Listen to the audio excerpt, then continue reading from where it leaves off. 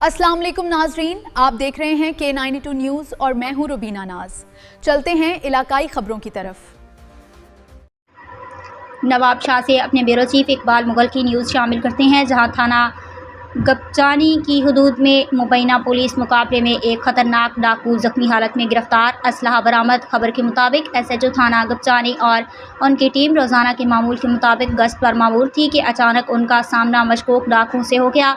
Police को देखते ही डाकू ने गिरफ्तारी से बचने के लिए पुलिस पर फायरिंग शुरू कर दी। पुलिस ने हिफाजत खुद इख्तियारी के तहत जुर्रतमंदाना जवाबी कार्रवाई की, जिसके नतीजे में एक डाकू जख्मी हालत में गिरफ्तार कर लिया गया। जख्मी डाकू की शनाख्त अलावराई वालिद गुलाम हैदर ज़ात बरूही, असल रिहाशी गोट रसूल बख्श बरूही, दिया 27 नुसरत तालुका दौड़ के नाम से हुई है। जख्मी मुलजिम को फौरी तिब्बी इमदाद के लिए मुतल्लिका अस्पताल मुंतकिल कर दिया गया है। इब्तदाई तफ्तीश में इंकशाफ हुआ है कि गिरफ्तार मुलजिम शहर के मुख्तलिफ इलाकों में चोरी और डकैती की वारदातों में मुलव्वस रहा है। जख्मी डाकू के खिलाफ मुकदमात दर्ज कर लिए गए हैं, जबकि मुलजिम अलावराई बरूही का मजीद क्रिमिनल रिकॉर्ड दीगर अजला से भी मालूम किया जा रहा है।